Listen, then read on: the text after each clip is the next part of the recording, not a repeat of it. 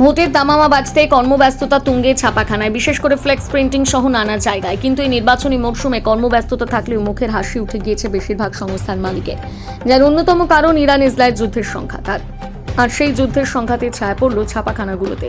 নির্বাচনের কারণে বিভিন্ন প্রার্থীর ব্যানার থেকে প্রচারের যাবতীয় ছাপার অর্ডার এসেছে, কিন্তু তারপরেও কাজ করতে গিয়ে ইরান ইসরায়েলের যুদ্ধের সংঘাতে কার্যত কোণঠাসা হয়ে পড়েছে ছাপাখানার মালিকরা।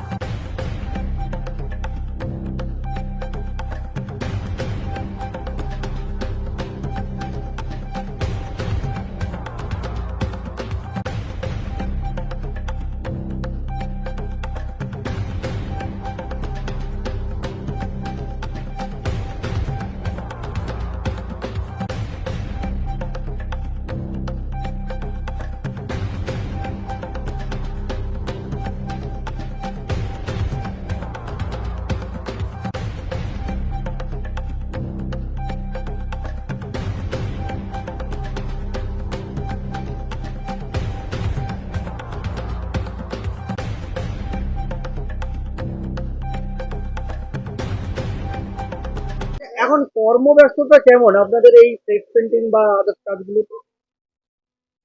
কর্মব্যবস্থা বলতে অবস্থা বলতে এখন তো আমাদের প্রচুর চাপ। মানে আমাদের কাজের মানে এখন তো বলতে এবছর আমাদের যেটা সব থেকেই যে টাইম কম, সেই জন্যই প্রচুর চাপ আছে আমাদের। আচ্ছা, এই যে যুদ্ধের সংজ্ঞা, যুদ্ধ চলছে, সেই সংকট কি আপনাদের উপর এসে পড়েছে? হ্যাঁ, আমাদের উপরে পড়েছে। আমাদের প্রতিটা কাঁচামালের উপরে রেট বেড়ে যাচ্ছে, মিডিয়ার উপরে রেট বাড়ছে, ইঙ্কের উপরে রেট বাড়তিছে, মানে একদিন দুদিন অন্তর রেট বাড়তিছে। এতে আপনাদের অসুবিধাটা কোথায়? আমাদের অসুবিধা